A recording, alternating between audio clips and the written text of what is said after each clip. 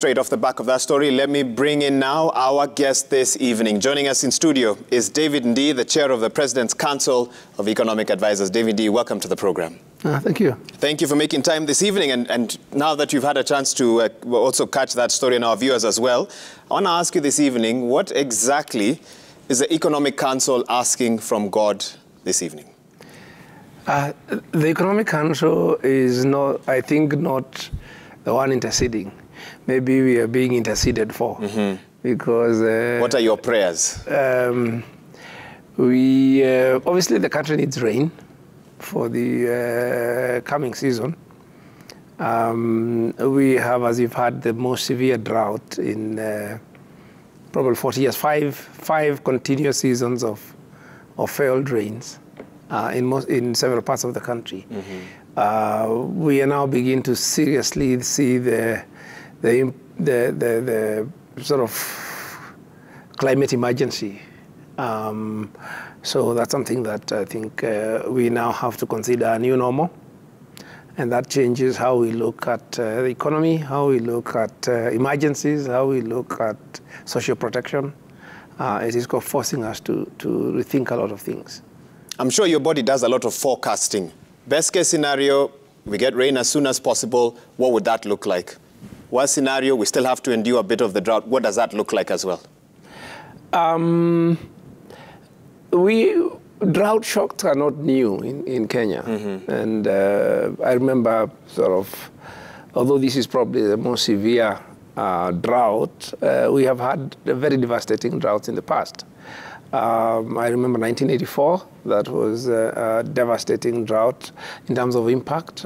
We have gotten significantly better at managing them, because even now, if you look at, particularly as a result of devolution, the places which are most severely affected, the response capacity has improved quite a lot.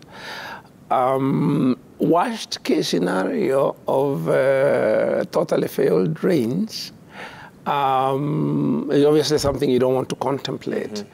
But it would mean that you suspend a lot of things and direct a lot of your resources to relief and just protecting lives. But I do think we actually would be able to. It's obviously not a situation you want, but I think we are psychologically prepared and for it. In the event, And speaking of psychologically prepared, I'm told I do need to take a break, but let me throw this in before the break. The president at that same function said that the doors of international finance institutions have been opened once more for the country. And the doors of local financing systems have also been opened for the country. Mr. Ndii, what did the president mean by that?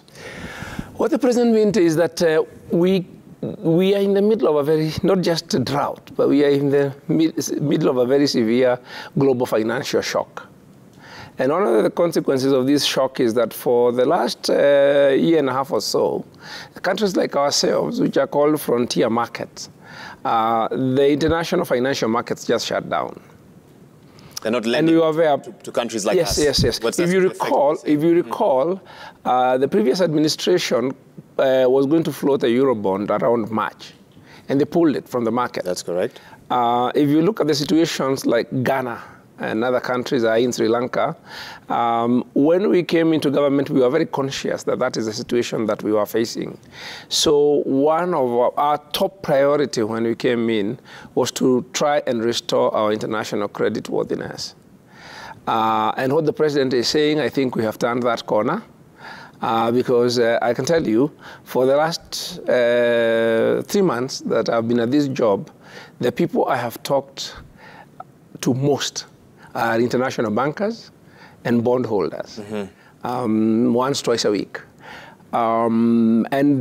It's many of the drastic things that people saw us do, like ending the subsidies on fuel, the drastic budget cuts that we have implemented, the very aggressive fiscal consolidation.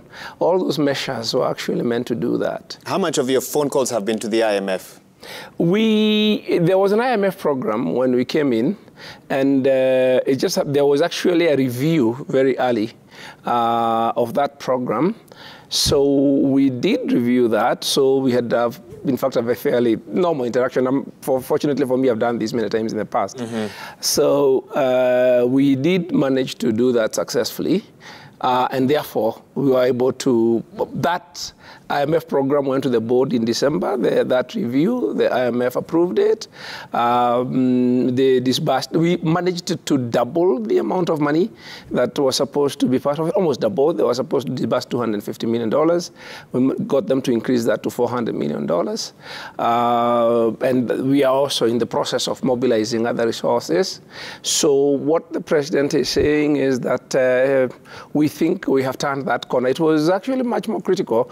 People may not appreciate that we were actually headed where Ghana is, on the way to where Sri Lanka went before.